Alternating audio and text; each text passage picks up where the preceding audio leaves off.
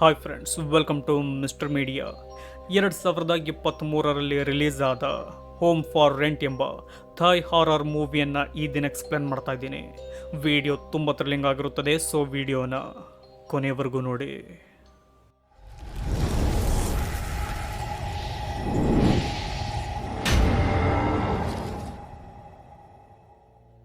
ಮೂವಿಯ ಮೊದಲ ಸೀನ್ನಲ್ಲಿ ನಿಂಗ್ ಎಂಬಾಕೆ ಪರಿಚಯವಾಗ್ತಾಳೆ.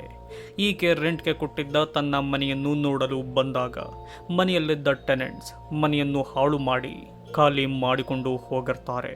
ಅದನ್ನು ನೋಡುವ ನಿಂಗ್ಗೆ ತುಂಬ ಬೇಜಾರಾಗುತ್ತೆ. ಅಲ್ಲಿಯೇ ಇದ್ದ ರಿಯಲ್ ಎಸ್ಟೇಟ್ ಏಜೆಂಟ್ ಆಗಿರುವ ಟಾಮ್ ಒಂದು ಮಾತು ಹೇಳ್ತಾನೆ. ನನಗೆ ಗೊತ್ತಿರುವ ತಾಯಿ ಮಗಳು ಮನೆಯನ್ನು ಹುಡುಕುತ್ತಿದ್ದಾರೆ. ಅವರು ಡಾಕ್ಟರ್ಸ್.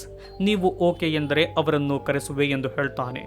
ನಿಂಗ್ಗೂ ದುಡ್ಡಿನ ಅವಶ್ಯಕತೆ ಇರುವುದರಿಂದ ಸರಿ ಎಂದು ಹೇಳ್ತಾಳೆ. ಆಗ ನಮಗೆ ನಿಂಗ್ನ ಗಂಡನಾದ ಕ್ವಿನ್, ಮಗಳಾದ ಇಂಗ್ ಪರಿಚಯವಾಗ್ತಾರೆ. ಕ್ವಿನ್ಗೆ ತಮ್ಮ ಮತ್ತೊಂದು ಮನೆಯನ್ನು ರೆಂಟ್ಗೆ ಕೊಡಲು ಇಷ್ಟವಿರುವುದಿಲ್ಲ. ಮರುದಿನ ನಿಂಗ್ ಕೆಲಸದ ಮೇಲೆ ಹೊರಗೋಗಿದ್ದಾಗ ಟಾಮ್ ಟೆನೆಂಟ್ಸ್ ಅನ್ನು ಕರೆದುಕೊಂಡು ಬಂದು ನಿಂಗ್ಗೆ ಕಾಲ್ ಮಾಡ್ತಾನೆ. ಮನೆಗೆ ನಿಂಗ್ ಹೋಗುವಷ್ಟರಲ್ಲಿ ಕ್ವಿನ್ನೆ ಮನೆಯನ್ನು ಅವರಿಗೆ ತೋರಿಸಿ ಅವರ ಜೊತೆ ಮಾತನಾಡುತ್ತಿರುತ್ತಾನೆ. ಆಗ ಟಾಮ್ ನಿಂಗ್ಗೆ ಟೆನೆಂಟ್ಸ್ ಅನ್ನು ಪರಿಚಯ ಮಾಡಿಸ್ತಾನೆ. ಅವರ ಹೆಸರು ರೂತ್, ಅವಳ ಮಗಳಾಗಿರುವ ನೂಚ್. ಇಬ್ಬರು ಡಾಕ್ಟರ್ಗಳೇ. ಆದರೆ ರೂತ್ ರಿಟೈರ್ಡ್ ಆಗಿರ್ತಾಳೆ. ರೆಂಟ್ ಕೊಡುವುದು ಬೇಡ ಎನ್ನುತ್ತಿದ್ದ ಕ್ವಿನ್ ಅವರಿಗೆ ಮನೆಯನ್ನು ರೆಂಟ್ಗೆ ಕೊಡಲು ಒಪ್ಪಿಕೊಳ್ತಾನೆ. ಅದರಿಂದ ನಿಂಗ್ಗೆ ಸ್ವಲ್ಪ ಆಶ್ಚರ್ಯವಾಗುತ್ತೆ. ನಾಳೆಯೇ ನಾವಿಬ್ಬರು ಈ ಮನೆಗೆ ಶಿಫ್ಟ್ ಆಗುತ್ತೇವೆ ಎಂದು ಹೇಳಿ ಅಲ್ಲಿಂದ ಹೊರಡುತ್ತಾರೆ. ಈ ಸಮಯದಲ್ಲಿ ನಿಂಗ್ ಬಳಿ ಆ ಮನೆಯ ನೇಬರ್ರಾದ ತೆರೆಸಾ ಎಂಬಾಕೆ ಬರ್ತಾಳೆ. ಬಂದ ಅವಳಿಗೆ ನಿಂಗ್ ಈ ಮನೆಗೆ ಬರುತ್ತಿರುವ ಹೊಸ ಟೆನೆಂಟ್ಸ್ಗಳ ಬಗ್ಗೆ ಹೇಳಿ ಅವರಿಂದ ನಿಮಗೆ ಏನಾದರೂ ಪ್ರಾಬ್ಲಮ್ ಆದರೆ ನನಗೆ ಕಾಲ್ ಮಾಡಿ ಎಂದು ಹೇಳ್ತಾಳೆ. ಅದಕ್ಕೆ ಆಕೆ ಸರಿ ಎಂದು ಹೇಳ್ತಾಳೆ. ಇಂಗ್ ಒಂದು ಗೊಂಬೆ ಬೇಕು ಎಂದು ಕೇಳುತ್ತಲೇ ಇರ್ತಾಳೆ. ಆದರೆ ಅವಳು ತೋರಿಸುವ ಗೊಂಬೆ ನಿಂಗ್ಗೆ ಎಷ್ಟೇ ಹುಡುಕಿದರೂ ಸಿಗುತ್ತಲೇ ಇರುವುದಿಲ್ಲ. ಆ ಗೊಂಬೆಯ ಮಾರ್ಕೆಟ್ ನಿಂತು ಹೋಗಿದೆ ಎಂದು ಹೇಳಿದರು ಇಂಗ್ ಕೇಳುತ್ತಿರುವುದಿಲ್ಲ. ನಂತರ ನಿಂಗ್ ಕ್ವಿನ್ನ ಎದೆಯ ಮೇಲಿರುವ ವಿಚಿತ್ರ ಟ್ಯಾಟುವನ್ನು ಗಮನಿಸ್ತಾಳೆ. ಏನಿದು ಎಂದು ಕೇಳಿದಾಗ ಕ್ವಿನ್ ಏನೇನು ಹೇಳಿ ಅಲ್ಲಿಂದ ಹೊರಟೋಗ್ತಾನೆ. ಮರುದಿನ ನಿಂಗ್ ರೆಂಟ್ಗೆ ಕೊಟ್ಟಿರುವ ಆ ಮನೆಗೆ ಹೋಗ್ತಾಳೆ. ಸ್ಟೋರ್ ರೂಮ್ನಲ್ಲಿರುವ ಕೆಲವು ವಸ್ತುಗಳನ್ನು ತೆಗೆದುಕೊಳ್ಳಬೇಕಿತ್ತು ಎಂದು ನೂಚ್ಗೆ ಹೇಳಿ ಒಳಗೋಗ್ತಾಳೆ. ಹೀಗೆ ನೂಚು ಸ್ಟೋರ್ ರೂಮ್ನ ಡೋರನ್ನು ತೆಗೆಯುವಾಗ ನಿಂಗ್ ತನ್ನ ಗಂಡನ ಎದೆಯ ಮೇಲಿದ್ದ ಟ್ಯಾಟುವಿನ ರೀತಿಯೇ ಅವಳ ಕತ್ತಿನಲ್ಲಿರುವ ಟ್ಯಾಟುವನ್ನು ಗಮನಿಸ್ತಾಳೆ. ನೂಚ್ನ ಜೊತೆ ಮಾತನಾಡುವಾಗ ನಿಂಗ್ಗೆ ಅವಳ ಮೇಲೆ ಒಳ್ಳೆಯ ಅಭಿಪ್ರಾಯ ಬರುವುದೇ ಇಲ್ಲ. ಹೀಗೆ ನಿಂಗ್ ಹೋಗುವಾಗ ಅಲ್ಲಿಗೆ ಬರುವ ನೇಬರ್ ತೆರೆಸಾ ನಿಂಗ್ನನ್ನು ತನ್ನ ಮನೆಗೆ ಕರೆದುಕೊಂಡು ಹೋಗಿ ಹೀಗೆ ಹೇಳ್ತಾಳೆ. ನೀವು ಬಾಡಿಗೆ ಕೊಟ್ಟಿರುವ ಆ ಇಬ್ಬರು ಮಹಿಳೆಯರು ಒಳ್ಳೆಯವರು ಎಂದು ನನಗೆ ಅನ್ನಿಸುತ್ತಿಲ್ಲ. ಅವರು ಡಾಕ್ಟರ್ಗಳಲ್ಲವೆಂದು ನನ್ನ ಅನಿಸಿಕೆ. ಅವರಿಬ್ಬರು ದಿನಪೂರ್ತಿ ಹೊರಗೆ ಬರುವುದಿಲ್ಲ. ರಾತ್ರಿಯಲ್ಲಿ ಅವರು ಏನೇನೋ ರಿಚುವಲ್ ಮಾಡಿಕೊಂಡು ಏನೇನೋ ಚಾಂಟಿಂಗ್ ಮಾಡುತ್ತಿರುತ್ತಾರೆ. ಅವರ ಮನೆಯ ಮೇಲೆ ರೇವನ್ ಬರ್ಡ್ಗಳು ಓಡಾಡುತ್ತಿರುತ್ತವೆ. ರೇವನ್ ಬರ್ಡ್ನ ಪುಕ್ಕಗಳಿಂದ ಏನೇನೋ ಸಿಂಬಲ್ಗಳನ್ನು ಮಾಡಿ ಮನೆಯ ಸುತ್ತ ನೇತಾಕಿದ್ದಾರೆ. ನನಗನಿಸುತ್ತಿದೆ ಅವರು ಬ್ಲ್ಯಾಕ್ ಮ್ಯಾಜಿಕ್ ಮಾಡುವವರು ಎಂದು. ಅವರ ಮನೆಯ ಕಡೆ ನೋಡಿ ಅತಿಯಾಗಿ ಬೊಗಳುತ್ತಿದ್ದ ನನ್ನ ನಾಯಿಯೂ ಕೂಡ ಸತ್ತು ಹೋಯಿತು ಎಂದು ಹೇಳುತ್ತಾ ಆಕೆ ಅಳಲು ಶುರು ಮಾಡ್ತಾಳೆ. ಆಗ ಮನೆಗೆ ಬರುವ ನಿಂಗ್ ಡಾಟಾ ಬೇಸ್ನಲ್ಲಿ ರೂತ್ ಹಾಗೂ ನೂಚು ಡಾಕ್ಟರ್ಗಳ ಎಂದು ಚೆಕ್ ಮಾಡ್ತಾಳೆ. ಆದರೆ ಅಲ್ಲಿ ಅವರ ಹೆಸರೇ ಇರುವುದಿಲ್ಲ. ರಾತ್ರಿಯಲ್ಲಿ ನಿಂಗ್ನ ಮನೆಯಲ್ಲಿ ಕೆಲವು ಶ್ಯಾಡೋಗಳು ಓಡಾಡುತ್ತಿರುವುದು ನಮಗೆ ಕಾಣುತ್ತವೆ. ಅದೇ ಸಮಯದಲ್ಲಿ ನಿಂಗ್ಗೆ ತೆರೆಸಾ ಮೆಸೇಜ್ ಮಾಡ್ತಾಳೆ. ಅದರಲ್ಲಿ ಈ ಮನೆಯವರು ಪುನಃ ರಿಚುವಲ್ ಶುರು ಮಾಡಿದ್ದಾರೆ ಎಂದು ಒಂದು ವಿಡಿಯೋವನ್ನು ಮಾಡಿ ನಿಂಗ್ಗೆ ಸೆಂಡ್ ಮಾಡ್ತಾಳೆ. ಅದನ್ನು ನೋಡಿ ಗಾಬರಿಯಾಗುವ ನಿಂಗ್ ಮರುದಿನವೇ ತೆರೆಸಾಳನ್ನು ಮೀಟ್ ಮಾಡಲು ಹೋಗ್ತಾಳೆ. ಆ ಮನೆಗೆ ಹೋಗುವುದಕ್ಕಿಂತ ಮುಂಚೆಯೇ ಅವಳ ಬಳಿ ಬರುವ ನೂಚ್ ತೆರೆಸಾ ಮನೆಯನ್ನು ಖಾಲಿ ಮಾಡಿಕೊಂಡು ಹೋದಳು ಎಂದು ಹೇಳ್ತಾಳೆ. ಅದರಿಂದ ನಿಂಗ್ನ ಭಯ ಇನ್ನೂ ಹೆಚ್ಚಾಗುತ್ತೆ. ಅದೇ ಭಯದಲ್ಲಿ ಮನೆಗೆ ಬಂದಾಗ ಇಂಗ್ ಕೇಳುತ್ತಿದ್ದ ಡಾಲ್ ಮನೆಯಲ್ಲಿರುತ್ತೆ. ಇದನ್ನು ತಂದುಕೊಟ್ಟವರು ಯಾರು ಎಂದು ಇಂಗ್ಗೆ ಕೇಳಿದಾಗ ಆಕೆ ಅಪ್ಪ ಎಂದು ಹೇಳ್ತಾಳೆ. ಆ ಗೊಂಬೆಯನ್ನು ನೋಡುವ ನಿಂಗ್ಗೆ ಗೊತ್ತಾಗುವುದೇನೆಂದರೆ ಇದು ಯಾರು ಯೂಸ್ ಮಾಡಿರುವ ಗೊಂಬೆ ಎಂದು. ರಾತ್ರಿಯಲ್ಲಿ ನಿಂಗ್ಗೆ ತನ್ನ ಗಂಡನಾದ ಕ್ವಿನ್ನ ಟೆರೆಸ್ನ ಮೇಲೆ ಏನೋ ಮಂತ್ರಗಳನ್ನು ಜಪ ಮಾಡುತ್ತಿದ್ದಾನೆ ಎಂದು ಗೊತ್ತಾಗುತ್ತೆ. ತನಗೆ ಗೊತ್ತಾಗಿರುವ ಈ ವಿಷಯ ಅವನಿಗೆ ಗೊತ್ತಾಗಬಾರದು ಎಂದು ಮನೆಗೆ ಬರುವ ನಿಂಗ್ ಅತಿಯಾಗಿ ಅಳುತ್ತಾ ಮಲಗಿಕೊಳ್ತಾಳೆ. ನಮ್ಮವರಿಗೆಲ್ಲ ಏನಾಗುತ್ತಿದೆ ಎಂಬ ಚಿಂತೆ ನಿಂಗ್ಗೆ ಶುರುವಾಗುತ್ತೆ. ಮರುದಿನ ಬಾತ್ರೂಮ್ನ ಒಂದು ಜಾಗದಲ್ಲಿ ಬ್ಲ್ಯಾಕ್ ಮ್ಯಾಜಿಕ್ ರಿಚುವಲ್ಗೆ ಸಂಬಂಧಪಟ್ಟಿರುವ ವಸ್ತುಗಳು ತುಂಬಿರುವುದು ನೋಡಿ ನಿಂಗ್ಗೆ ಅತಿಯಾದ ಗಾಬರಿಯಾಗುತ್ತೆ. ಈ ಕೆಲಸ ಮಾಡಿರುವುದು ಕ್ವಿನ್ನೆ ಎಂದು ನಿಂಗ್ಗೆ ಗೊತ್ತಾಗುತ್ತೆ. ಸಂಜೆಯ ಸಮಯದಲ್ಲೇ ಇಂಗ್ನನ್ನು ಕರೆದುಕೊಂಡು ಬರಲು ಸ್ಕೂಲ್ ಕಡೆ ಹೋದಾಗ ಅವಳಿಗೆ ತನ್ನ ಮಗಳ ಜೊತೆ ಇರುವ ರೂತ್ ಕಾಣ್ತಾಳೆ. ಅವಳನ್ನು ನೋಡುವ ನಿಂಗ್ಗೆ ಗಾಬರಿಯಾಗಿ ಅವಳ ಬಳಿ ಓಡಿ ಹೋದರೆ ಅಲ್ಲಿ ರೂತ್ ಇರುವುದಿಲ್ಲ. ಈ ಸಮಯದಲ್ಲಿ ಇಂಗ್ನ ಮೇಲೆ ಕ್ವಿನ್ ಹಾಗೂ ನೂಚ್ನ ಮೇಲಿದ್ದ ಸೇಮ್ ಟ್ಯಾಟೂ ಕಾಣುತ್ತೆ. ಇಲ್ಲಿ ಯಾವುದೋ ಅಕಲ್ಟ ನಡೆಯುತ್ತಿದೆ ಎಂದು ತಿಳಿಯುವ ನಿಂಗ್ ತನ್ನ ಮಗಳನ್ನು ಈ ಊರಿನಿಂದಲೇ ಕರೆದುಕೊಂಡು ಹೋಗಲು ಲಗೇಜ್ ಪ್ಯಾಕ್ ಮಾಡಿಕೊಳ್ತಾಳೆ. ಇನ್ನೇನು ಮನೆ ಬಿಟ್ಟು ಹೋಗಬೇಕೆನ್ನುವಾಗ ಕ್ವಿನ್ ಬರ್ತಾನೆ. ಅವನಿಗೆ ರೂತ್ ಕೆಟ್ಟವಳು ಎಂದು ಹೇಳಿದಾಗ ಅದನ್ನು ಒಪ್ಪುವ ಸ್ಥಿತಿಯಲ್ಲಿ ಕ್ವಿನ್ ಇರುವುದಿಲ್ಲ. ವಿಚಿತ್ರವೇನೆಂದರೆ ಬಾಡಿಗೆಗೆ ಇರುವ ರೂತ್ನನ್ನು ಕ್ವಿನ್ ಮದರ್ ಎಂದು ಕರೆಯುತ್ತಿರುತ್ತಾನೆ. ಕ್ವಿನ್ ಎಷ್ಟೇ ಹೇಳಿದರೂ ಕೇಳದೆ ತನ್ನ ಮಗಳನ್ನು ನಿಂಗ ಕರೆದುಕೊಂಡು ಹೋಗಲು ನೋಡಿದಾಗ ಕ್ವಿನ್ ಅವಳ ಕೆನ್ನೆಗೆ ಹೊಡಿತಾನೆ. ಆಗ ನಿಂಗ್ ಅವನ ಮಾತನ್ನು ಕೇಳದೆ ಇಂಗ್ನನ್ನು ಕರೆದುಕೊಂಡು ಹೋಟೆಲ್ನ ಕಡೆಗೆ ಹೊರಟೋಗ್ತಾಳೆ. ಹೋಟೆಲ್ನಲ್ಲಿರುವಾಗ ಇಂಗ್ ಅಪ್ಪನಿಗೆ ಸಹಾಯ ಮಾಡಬೇಕು, ನಾನು ಅವರ ಬಳಿಗೆ ಹೋಗಬೇಕು ಎಂದು ಹೇಳುತ್ತಲೇ ಇರ್ತಾಳೆ. ಆಗ ನಿಂಗ್ ಯಾವ ಸಹಾಯ ಹೇಳು ಎಂದರೂ ಇಂಗ್ ಹೇಳುತ್ತಿರುವುದಿಲ್ಲ. ಸ್ವಲ್ಪ ಸಮಯದ ಮಟ್ಟಿಗೆ ನಿಂಗ್ ಹೋಟೆಲ್ನಿಂದ ಹೊರಗೋಗ್ತಾಳೆ. ಹೋಗಿ ಬರುವಷ್ಟರಲ್ಲಿ ಇಂಗ್ ಹೋಟೆಲ್ನಲ್ಲಿ ಇರುವುದಿಲ್ಲ. ಅಲ್ಲಿ ಕೆಲಸ ಮಾಡುವವರಿಂದ ಗೊತ್ತಾಗುವುದೇನೆಂದರೆ ಇಂಗ್ನನ್ನು ಅವಳ ತಂದೆಯೇ ಕರೆದುಕೊಂಡು ಹೋದರು ಎಂದು. ಆಗ ನಿಂಗ್ ಕ್ವಿನ್ನ ಮನೆಗೆ ಹೋಗ್ತಾಳೆ. ಅಲ್ಲಿ ಯಾರೂ ಇರುವುದಿಲ್ಲ. ರೂತ್ನ ಮನೆಗೋದರೆ ಯಾರೂ ಕಾಣುವುದಿಲ್ಲ. ಅದೇ ಮನೆಯಲ್ಲಿ ಹಲವಾರು ಡೆಮೋನಿಕ್ ಸಿಂಬಲ್ಗಳು ಇರುವುದನ್ನು ನೋಡಿ ತುಂಬ ಗಾಬರಿಯಾಗ್ತಾಳೆ. ಆಗ ಬರುವ ಟಾಮ್ ರೂತ್ ಎಲ್ಲಿದ್ದಾಳೆ ಎಂದು ನನಗೆ ಗೊತ್ತು ಎಂದು ಹೇಳಿ ನಿಂಗ್ನನ್ನು ಕರೆದುಕೊಂಡು ಹೋಗ್ತಾನೆ. ಅವನ ಕೈನಲ್ಲಿದ್ದ ಟ್ಯಾಟೂಯಿಂದ ನಿಂಗ್ಗೆ ಗೊತ್ತಾಗುವುದೇನೆಂದರೆ ಈ ಟಾಮ್ ಕೂಡ ಕಲ್ಟ್ಗೆ ಸೇರಿದ್ದವನೇ ಎಂದು. ಆಗ ನಿಂಗ್ ಅಲ್ಲಿಂದ ಓಡಿ ಹೋಗಲು ನೋಡಿದಾಗ ಅವಳಿಗೆ ಹೊಡೆದು ಪ್ರಜ್ಞೆ ತಪ್ಪಿಸ್ತಾನೆ. ಆಗ ಸೀನ್ ಚೇಂಜ್ ಆಗುತ್ತೆ. ಈ ಸೀನ್ ಶುರುವಾಗುವುದು 11 ವರ್ಷಗಳ ಹಿಂದೆ. ಆಗ ನಮಗೆ ಗೊತ್ತಾಗುವುದೇನೆಂದರೆ ಕ್ವಿನ್ಗೆ ಮುಂಚೆಯೇ ಒಂದು ಮದುವೆಯಾಗಿತ್ತು. ಹೆಂಡತಿ ಬಿಟ್ಟೋಗಿರ್ತಾಳೆ. ಆದರೆ ಅವನ ಪ್ರಾಣಕ್ಕಿಂತ ಹೆಚ್ಚಾಗಿ ಪ್ರೀತಿ ಮಾಡುವ ಮಗಳಿರ್ತಾಳೆ. ಅವಳ ಹೆಸರೇ ಜಾ ಎಂದು. ಜಾ ಒಂದು ಗೊಂಬೆಯನ್ನು ಇಷ್ಟಪಡುತ್ತಿರುತ್ತಾಳೆ. ಸ್ನೇಹಿತರೆ, ಇದೇ ಗೊಂಬೆಯನ್ನು ಕ್ವಿನ್ ಇಂಗ್ಗೆ ಕೊಟ್ಟಿದ್ದು. ಒಂದು ದಿನ ಜಾ ಸ್ನಾನ ಮಾಡುವಾಗ ಗೀಸರ್ ಬ್ಲಾಸ್ಟ್ನಿಂದ ಸತ್ತು ಹೋಗ್ತಾಳೆ. ಆ ನೋವಿನಿಂದ ಹೊರಬರಲು ಕ್ವಿನ್ನಿಂದ ಆಗುತ್ತಲೇ ಇರುವುದಿಲ್ಲ. ಕೆಲಸಕ್ಕೂ ಹೋಗದೆ ಮನೆಯಲ್ಲಿಯೇ ಡಿಪ್ರೆಷನ್ಗೆ ಒಳಗಾಗ್ತಾನೆ. ಹಲವಾರು ತಿಂಗಳು ಒಂಟಿಯಾಗಿಯೇ ಕಷ್ಟಗಳನ್ನು ಅನುಭವಿಸ್ತಾನೆ. ಹೀಗಿರುವಾಗ LIC ಏಜೆಂಟ್ ಆಗಿ ನಿಂಗ್ ಪರಿಚಯವಾಗ್ತಾಳೆ. ಪರಿಚಯ ಸ್ನೇಹವಾಗಿ ನಂತರ ಪ್ರೀತಿಯಾಗಿ ಅವಳನ್ನೇ ಮದುವೆಯಾಗ್ತಾನೆ. ಆಗ ಹುಟ್ಟುವವಳೆ ಇಂಗ್ ಚಿಕ್ಕ ವಯಸ್ಸಿನಿಂದ ಜಾ ಆತ್ಮದ ಜೊತೆ ಮಾತನಾಡುತ್ತಿರುತ್ತಾಳೆ. ಇದನ್ನು ಗಮನಿಸುವ ಕ್ವಿನ್ಗೆ ಶಾಕ್ ಆಗುತ್ತೆ. ಆಗ ನಮಗೆ ಗೊತ್ತಾಗುವುದೇನೆಂದರೆ ಇಂಗ್ ಆತ್ಮಗಳ ಜೊತೆ ಮಾತನಾಡುವ ಸ್ಪೆಷಲ್ ಪವರ್ ಇರುವ ಮಗು ಎಂದು. ಹೀಗಿರುವಾಗ ಮನೆಯ ರೆಂಟ್ಗಾಗಿ ಎಂದು ಟಾಮ್ ರೂತ್ ಹಾಗೂ ನೂಚ್ನನ್ನು ಕರೆದುಕೊಂಡು ಬರ್ತಾನೆ.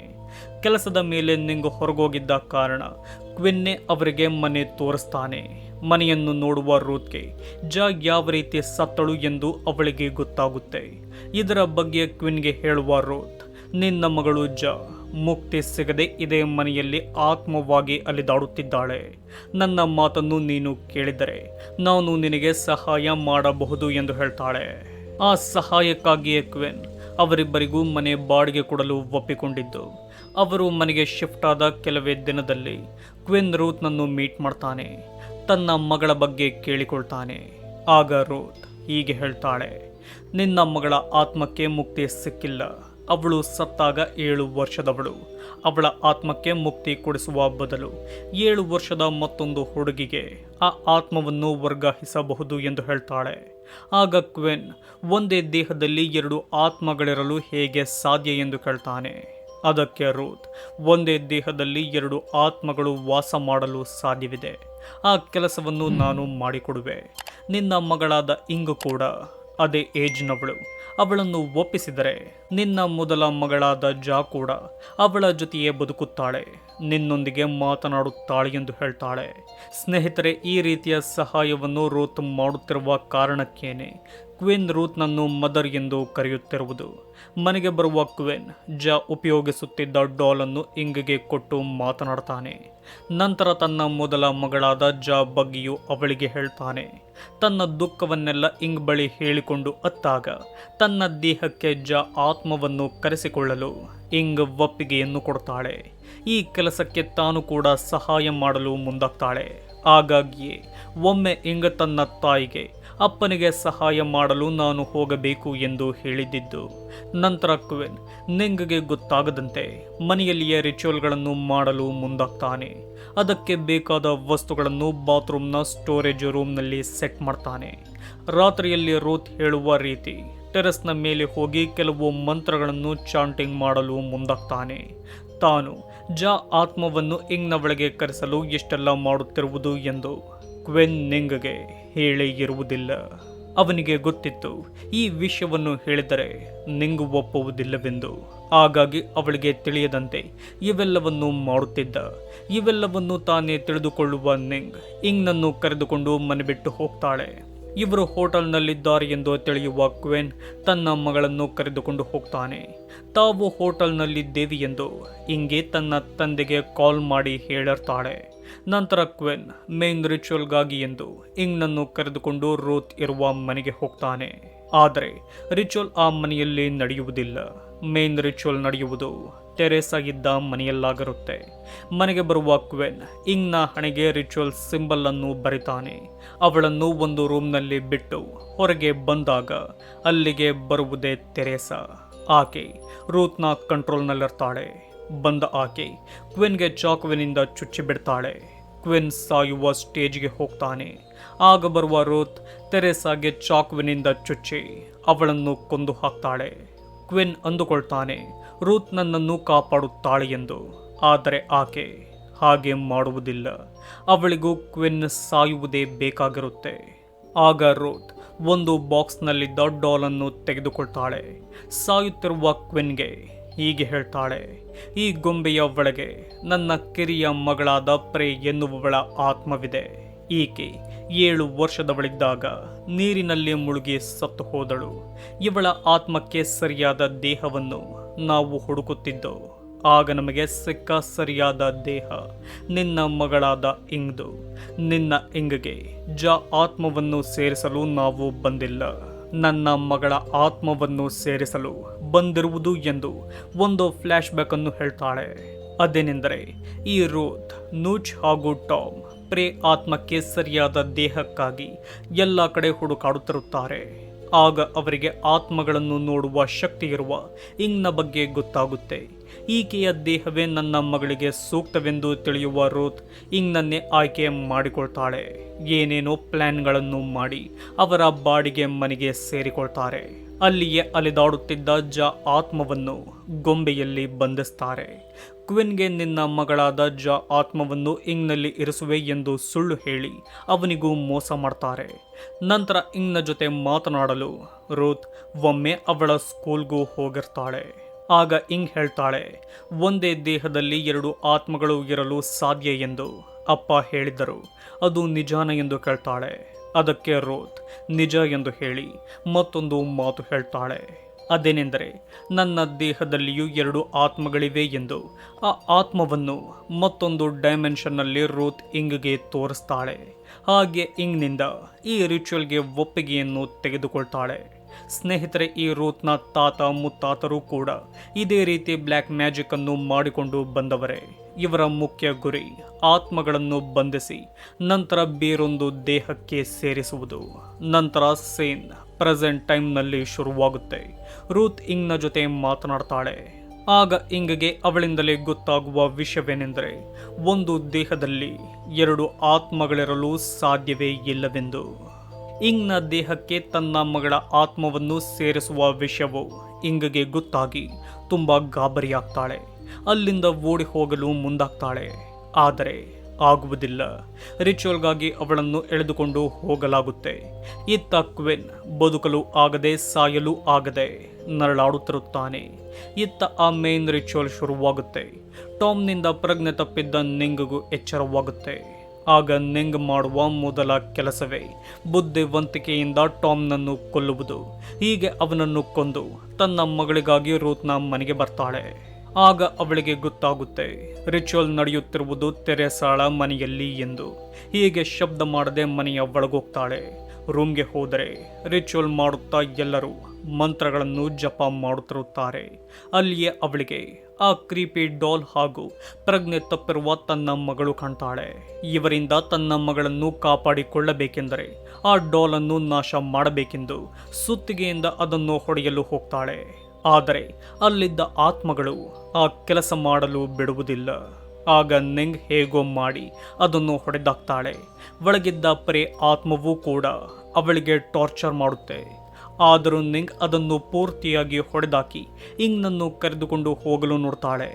ಆಗ ಅವಳ ಎದುರಿಗೆ ಬರುವ ರೂತ್ ಹೀಗೆ ಹೇಳ್ತಾಳೆ, ಅವಳು ನಿನ್ನ ಮಗಳಲ್ಲ, ಈಗ ಅವಳು ನನ್ನ ಮಗಳಾದ ಪ್ರೇ. ಈ ರಿಚುವಲ್ ಕಂಪ್ಲೀಟ್ ಆಗಿದೆ ಎಂದು ಹೇಳ್ತಾಳೆ. ಡಾರ್ಕ್ ರಿಚುವಲ್ ಪ್ರಭಾವದಿಂದ ಅವರಿದ್ದ ಮನೆ ಪೂರ್ತಿಯಾಗಿ ವೀಕ್ ಆಗಿರುತ್ತೆ. ಅವರಿಬ್ಬರು ಮಾತನಾಡುವಾಗ ಆ ಮನೆ ಪೂರ್ತಿಯಾಗಿ ಕುಸಿದೋಗುತ್ತೆ. ತುಂಬಾ ಸಮಯದ ನಂತರ ಇಂಗ್ಗೆ ಎಚ್ಚರವಾಗುತ್ತೆ. ಎದ್ದು ರೂತ್ ಇನ್ನು ಒದ್ದಾಡುತ್ತಿರುವುದನ್ನು ನೋಡಿ ಒಂದು ರಾಡ್ನಿಂದ ಇಂಗ್ ರೂತ್ನನ್ನು ಕೊಂದು ಹಾಕ್ತಾಳೆ. ಸ್ನೇಹಿತರೆ, ಇಂಗ್ನ ಒಳಗಿರುವ ಆತ್ಮ ಪ್ರೇದಾಗಿದ್ದರೆ ಈ ಕೆಲಸವನ್ನು ಮಾಡುತ್ತಿರಲಿಲ್ಲ. ಆದರೆ ರೂತ್ನನ್ನು ಇಂಗ್ ಸಾಯಿಸಿದಳು ಎಂದರೆ ಅವಳ ಒಳಗೆ ಪ್ರೇ ಆತ್ಮ ಇಲ್ಲ, ಅವಳ ಒಳಗಿರುವುದು ಜಾ ಆತ್ಮ. ಹೌದು, ಮನೆ ಯಾವಾಗ ಕುಸಿಯಿತೋ ಜಾ ಬಂದಿಯಾಗಿದ್ದ ಗೊಂಬೆ ಕ್ವಿನ್ನ ಬಳಿ ಬೀಳುತ್ತೆ. ಸಾಯುವ ಕೊನೆ ಹಂತದಲ್ಲಿದ್ದ ಕ್ವಿನ್ ಆ ಗೊಂಬೆಯ ಹಣೆಯ ಮೇಲೆ ತನ್ನ ರಕ್ತದಿಂದ ಸಿಂಬಲ್ ಅನ್ನು ಬರಿತಾನೆ. ಜಾ ಆತ್ಮವನ್ನು ಬಿಡುಗಡೆ ಮಾಡಿ ರೂತ್ ಹೇಳಿಕೊಟ್ಟಿದ್ದ ಮಂತ್ರವನ್ನೇ ಹೇಳಿದ ಕಾರಣ ಜಾ ಆತ್ಮ ಇಂಗ್ನ ದೇಹವನ್ನು ಸೇರಿಕೊಳ್ಳುತ್ತೆ. ನಿಂಗ್ ಯಾವಾಗ ಆ ಗೊಂಬೆಗೆ ಸುತ್ತಿಗೆಯಿಂದ ಹೊಡೆದಳೋ ರಿಚುವಲ್ ಯಶಸ್ವಿಯಾಗುವುದಿಲ್ಲ. ಆದರೆ ರೂತ್ ರಿಚುವಲ್ ಪೂರ್ತಿಯಾಗಿ ಕಂಪ್ಲೀಟ್ ಆಯಿತು ಎಂದು ಅಂದುಕೊಂಡಿರ್ತಾಳೆ. ಆದರೆ ನಿಜವಾಗಿ ಇಂಗ್ನ ಒಳಗಿರುವುದು ಒಳ್ಳೆಯ ಆತ್ಮವಾಗಿರುವ ಜಾದಾಗಿರುತ್ತೆ. ಆಗ ಅಲ್ಲಿಗೆ ಪೊಲೀಸ್ ಟೀಮ್ ಹಾಗೂ ಆಂಬ್ಯುಲೆನ್ಸ್ ಬಂದ ಕೂಡಲೇ ಸೀನ್ ಚೇಂಜ್ ಆಗುತ್ತೆ. ಈ ಸೀನ್ ಶುರುವಾಗುವುದು ಹಾಸ್ಪಿಟಲ್ನಲ್ಲಿ. ಆಗ ನಮಗೆ ಗೊತ್ತಾಗುವುದೇನೆಂದರೆ ಇಂಗ್ ಹಾಗೂ ನಿಂಗ್ನನ್ನು ಬಿಟ್ಟು ಆ ಮನೆಯಲ್ಲಿದ್ದವರೆಲ್ಲ ಸತ್ತು ಹೋಗಿದ್ದಾರೆ ಎಂದು. ಆಗ ನಿಂಗ್ ತನ್ನ ಮಗಳ ಬಳಿ ಬರ್ತಾಳೆ. ನೋಡಿದರೆ ಇಂಗ್ ಬಳಿ ಕ್ವಿನ್ ಹಾಗೂ ಜಾ ಇರುವ ಫೋಟೋ ಇರುತ್ತೆ. ಆಗ ಇಂಗ್ ಅತಿಯಾಗಿ ಅಳಲು ಶುರು ಮಾಡಿ ಸಾರಿ ಕೇಳ್ತಾಳೆ. ನಿಂಗ್ನನ್ನು ಅಮ್ಮ ಎಂದು ಕರೆಯದೆ ಚಿಕ್ಕಮ್ಮ ಎಂದು ಕರೆದು ನಾನು ಇಂಗಲ್ಲ ಜಾ ಎಂದು ಹೇಳ್ತಾಳೆ. ಆ ಮಾತನ್ನು ಕೇಳಿದ ನಿಂಗ್ಗೆ ದೊಡ್ಡ ಆಘಾತವಾಗುತ್ತೆ. ಇಂಗ್ನನ್ನು ಕಳೆದುಕೊಂಡು ತುಂಬ ಅಳುತ್ತಾಳೆ. ನಂತರ ಜಾ ಬಳಿ ಬಂದು ಅವಳನ್ನು ತಬ್ಬಿಕೊಳ್ತಾಳೆ. ಅಂದರೆ ಜಾನನ್ನೇ ತನ್ನ ಮಗಳು ಎಂದು ನಿಂಗ್ ಒಪ್ಪಿಕೊಳ್ತಾಳೆ. ನೆಕ್ಸ್ಟ್ ಸೀನ್ನಲ್ಲಿ ತನ್ನ ತಾಯಿಯ ಮನೆಯಲ್ಲಿರುವ ನಿಂಗ್ನನ್ನು ನೋಡ್ತೀವಿ. ಜಾನನ್ನು ನಿಂಗ್ ತನ್ನ ಮಗಳಾಗಿ ಒಪ್ಪಿಕೊಂಡು ತುಂಬ ಪ್ರೀತಿಯಿಂದ ಬೆಳೆಸುತ್ತಿರುತ್ತಾಳೆ. ಅಲ್ಲಿಗೆ ಹೋಮ್ ಫಾರ್ ರೆಂಟ್ ಮೂವಿಯನ್ನು ಎಂಡ್ ಮಾಡಲಾಗಿದೆ. ಸ್ನೇಹಿತರೆ, ಈ ವಿಡಿಯೋ ನಿಮಗೆ ಇಷ್ಟವಾಗಿದೆ ಎಂದುಕೊಳ್ತೀನಿ. ಇಷ್ಟವಾಗಿದ್ದಲ್ಲಿ ಲೈಕ್, ಶೇರ್, ಕಮೆಂಟ್ ಮಾಡಿ.